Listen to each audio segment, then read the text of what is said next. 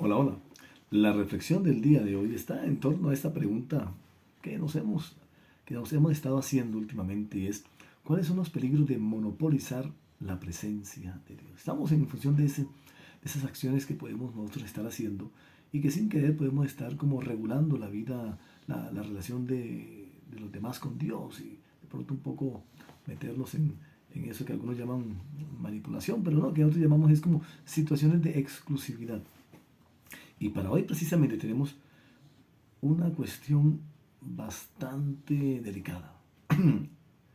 Pareciera que tuviéramos el poder de sostener una salvación tan grande ejecutada por Dios. Porque por ahí siempre encontramos como, como pensamientos que están en función de sentencias o de contenido bíblico como guardaos de vuestra salvación con temor y temblor o guarden su salvación con temor, con temblor. Y eso como que lo ponemos en un escenario como que, como que depende de nosotros. Es decir, hemos recibido una salvación tan grande como sabemos, que es simplemente experimentar la eternidad con Dios, y como Dios es amor, es experimentar la eternidad de amor con Dios. Eso es la salvación, que a veces le ponemos, la ponemos en un contexto como raro, como mágico, como muy lejano. Y la salvación simplemente es eso, es la experiencia de, como experimentar esa eternidad con Dios, la experiencia de vivir el amor eterno con Dios. Eso es, como ahora Dios está en nosotros. La eternidad es Dios en nosotros y nosotros en Él. Y como ahora Él y nosotros hacemos parte de uno solo, pues es vivir esa eternidad que es Dios, es vivir ese amor que es Dios, pues para siempre. Eso es lo que es la salvación. Y todos tenemos claro, y todas las religiones lo tienen claro, y es que la salvación se recibe por gracia, ¿no? Y todos hablan que se recibe por gracia y todo lo demás.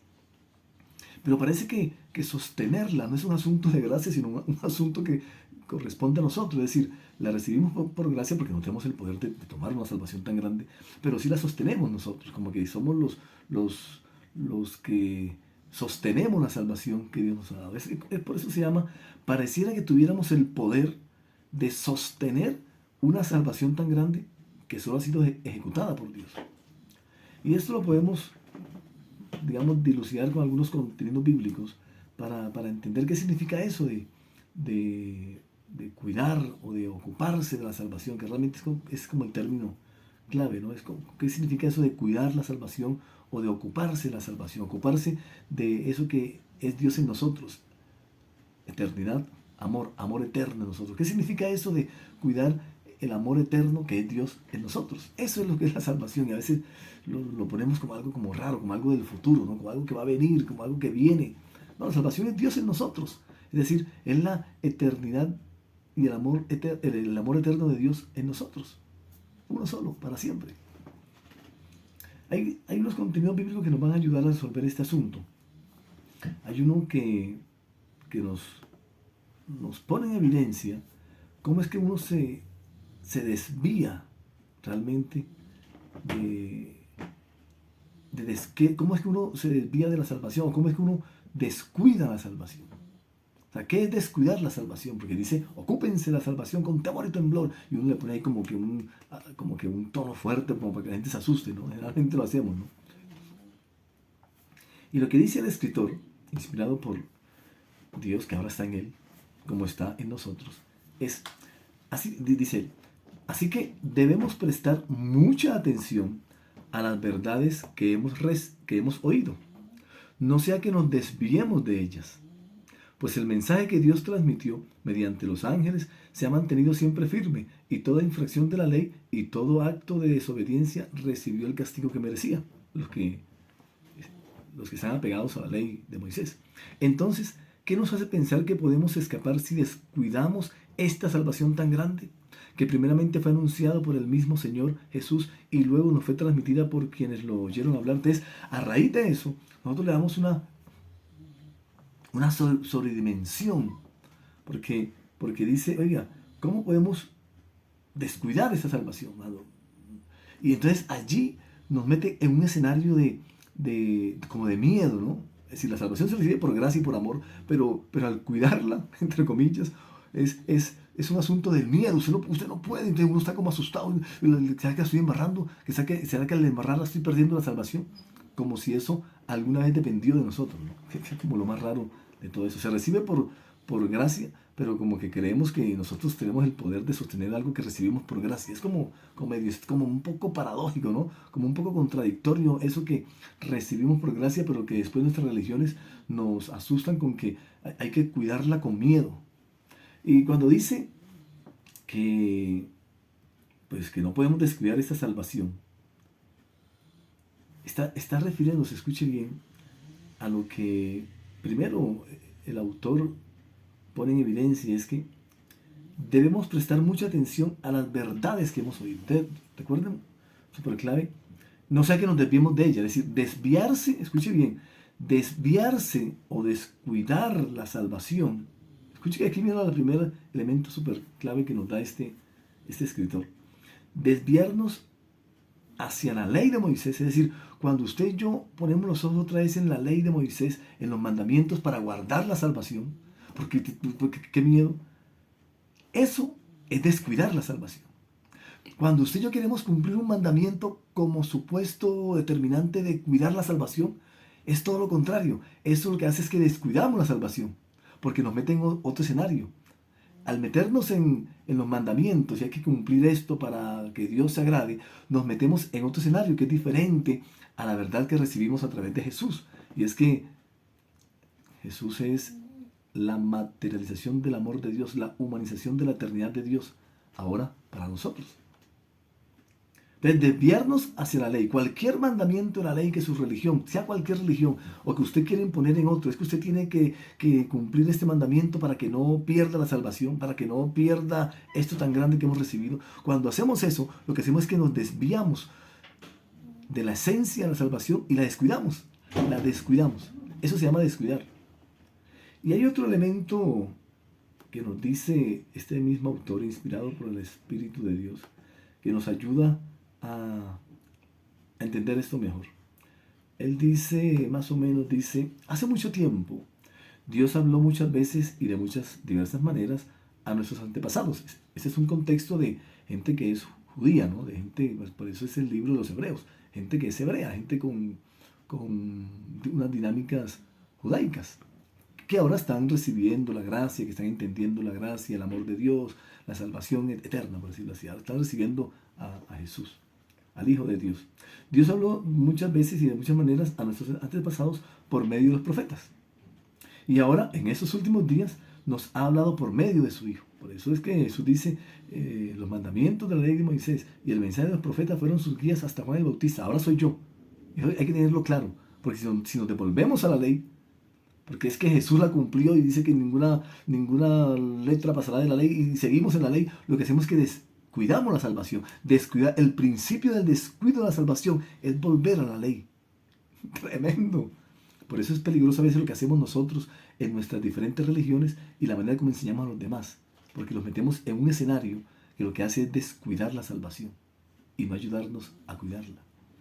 Dios le prometió tal Hijo como herencia y mediante el Hijo creó el universo. El Hijo irradia la gloria de Dios y expresa el carácter mismo de Dios y sostiene todo con el gran poder de su palabra. Después de habernos limpiado de nuestros pecados, se sentó en el lugar de honor a la derecha del majestuoso Dios en los cielos. Entonces, lo que está aquí diciendo el autor es que Dios le habló a todo ese pueblo hebreo a través de sus padres y sus profetas. Les habló. Así de que Dios... Pero ahora Dios le habla a todo el mundo, no solamente a los judíos, sino a todo el mundo, incluidos entre esos los judíos. Le habla a todo el mundo a través de su Hijo. Es decir que poner la mirada en costumbres, en rituales, en ceremonias o incluso en mandamientos de antes de Jesús, a los cuales Jesús sí cumplió, es descuidar la salvación que trajo Jesús. Y ese es un peligro tremendo, porque podemos comenzar a monopolizar la presencia de Dios en los demás y la relación de Dios, de la gente con Dios. Podemos llegar a escenarios en el que terminamos es creando situaciones de exclusividad que son peligrosas, porque desvirtuamos la obra del Hijo de Dios. Y el último contenido bíblico para cerrar esto con con eternidad. Volver a la ley es volver a la temporalidad, a una verdad temporal. Soltar la ley y agarrarse del Hijo de Dios es tomar la eternidad, lo que conocemos como salvación. Dice el escritor en todo un pasaje bastante extenso a unas personas que estaban congregándose en unas comunidades religiosas de esa época, por los lados de Filipos, y por eso escribe el libro a los filipenses. Y ahí les dice algo espectacular, que es lo que queremos aquí entender, qué es lo que significa cuidar la salvación o ocuparnos de la salvación, que realmente es el término claro. Es decir, nosotros no tenemos el poder de sostener la salvación, pues porque la salvación es un asunto espiritual, es un asunto del poder de Dios. Así que nosotros no tenemos el poder de cuidar algo tan grande como eso. Lo que no podemos es descuidarla, que es lo que dice. Lo que sí podemos hacer es ocuparnos de la salvación. Y ocuparse de la salvación o cuidar la salvación, dice, es decir, ocuparse del amor eterno que hay en nosotros, porque Dios es eso, la eternidad, el amor eterno. Dios es el amor eterno. Dios es eternidad, Dios es amor. Entonces, Dios eterno en nosotros, con su amor eterno en nosotros, ahora unos solos, eso es la salvación. Eso es lo que conocemos como salvación, es experimentar la eternidad del amor de Dios en nosotros, experimentarla, ¿no? Fluirla, eso es la salvación, que a veces la confundimos con una cantidad de cosas como medio extrañas. Y dice este autor, dice, para que usted y yo tomemos esto de manera personal, ocuparme de la salvación. O sea, si usted y yo queremos realmente ocuparnos de salvación, más que hacer cosas que supuestamente son para sostenerla, ¿no? Y nuestras religiones, nuestras estructuras religiosas, y nosotros como líderes espirituales, porque todos somos líderes espirituales, Dios nos hizo todos líderes espirituales, nadie es más que otro. A veces queremos como meter a la gente en escenarios que no corresponden. Escenario en el que usted es el que va a sostener la salvación. No pierda esa salvación que Dios le dio. No, nosotros lo que podemos hacer es cuidar la salvación que Dios nos dio. Y sobre todo, lo que podemos hacer es ocuparnos de ella. Cuando tenemos claro que Dios nos las dio y es nuestra, lo que hacemos es ocuparnos de esa salvación tan grande. Y lo que el autor nos dice es, ocuparme de la salvación que me dio el Hijo es no siendo egoísta. Cuando yo no soy egoísta, yo me estoy ocupando de la salvación. Tremendo. Eso es guardar la salvación. Y a veces nos meten a nosotros en unos contextos todos raros, ¿no? Ocuparme de la salvación es no tratando de impresionar a nadie. Es como raro. Mira lo que nos dice esta verdad espiritual. Siendo humilde, cuando yo soy humilde en mis relaciones con los demás, allí estoy ocupándome de la salvación tan grande que Dios ya me dio y hace parte de mi vida y es eterna en mí. Eso es súper clave. Ocuparme de la salvación es considerar a los demás como mejores que yo. Esa está durísima. Esa está durísima porque es que a nosotros nos meten unas cosas extrañas para que cuide la salvación, cuidado la pierde. Y nos meten en unos contextos raros que simplemente lo que hacen es que nos acostumbramos a manipular la presencia de Dios y a monopolizarla, a ponerla en situaciones de exclusividad. Solamente si usted hace eso es que la cuida. Y resulta que lo que nos dice aquí el escritor es, cuando consideramos a los demás como mejores que nosotros, cuando yo considero al otro mejor que yo, allí estoy cuidando, estoy ocupándome de la salvación. Tremendo, esto realmente es profundo.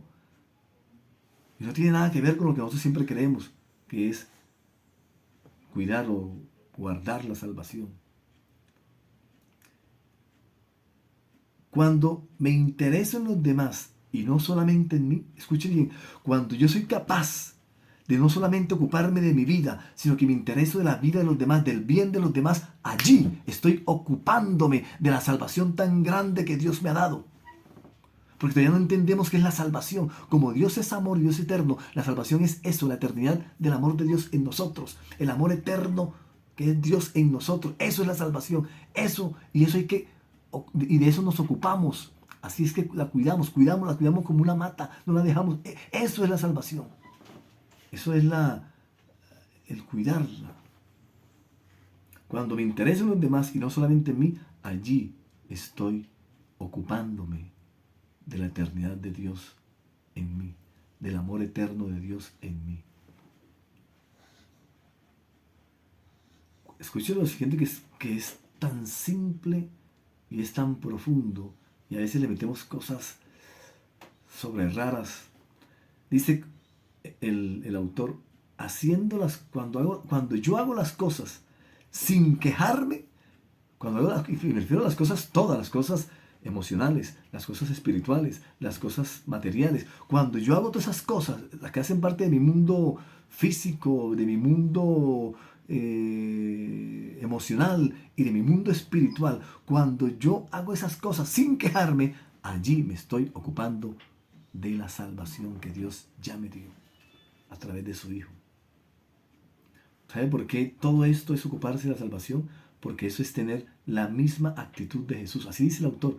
Teniendo la misma actitud de Jesús, es que cuidamos, es que guardamos, es que nos ocupamos de la salvación tan grande. No es de otra manera.